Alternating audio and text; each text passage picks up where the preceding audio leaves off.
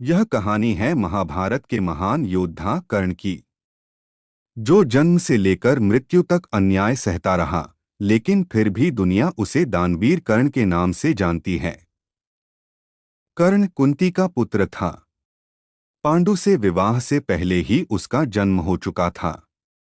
लोकलज्जा के कारण कुंती ने इस रहस्य को छुपाया और नवजात शिशु को एक पिटारी में रखकर नदी में बहा दिया। उस शिशु को अधिरथ नाम के सारथी ने पाया और अपने घर ले जाकर उसका पालन पोषण किया। बालक के शरीर पर जन्म से ही कवच और कुंडल थे, इसलिए उसका नाम वसुसेन रखा गया। बचपन से ही कर्ण सूर्य का उपासक था और बहुत बड़ा दानी भी। वह कभी किसी याचक को खाली हाथ नहीं लौटाता था।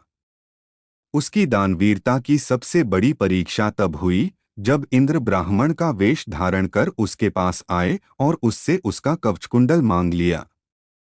सूर्यदेव के मना करने के बावजूद कर्ण ने बिना सोचे समझे अपना कवचकुंडल दान कर दिया।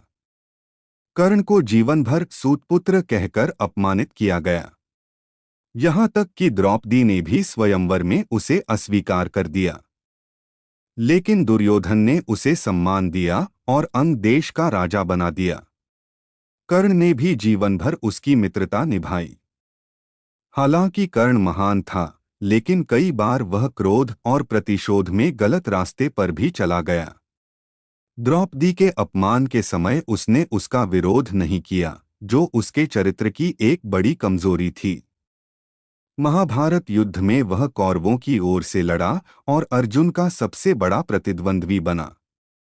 जब श्रीकृष्ण ने उसे उसकी असली पहचान बताई और पांडवों की ओर आने को कहा, तब भी कर्ण ने अपने मित्र दुर्योधन का साथ नहीं छोड़ा।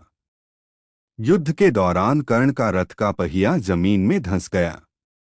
वह उसे निकालने की कोशिश कर रहा था, तभी श्रीकृष्ण के संकेत पर अर्जुन ने उस पर वार कर दिया और कर्ण वीरगति को प्राप्त हुआ।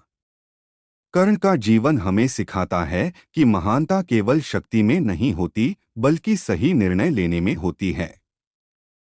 वह एक महान दानी, सच्चा मित्र और अद्भुत योद्धा था, लेकिन गलत संगति और क्रोध ने उसकी महानता को अधूरा कर दिया।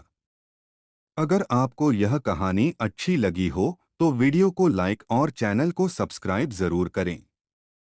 ऐसी ही नई कहानियों के साथ फिर मिलेंगे अगले वीडियो में।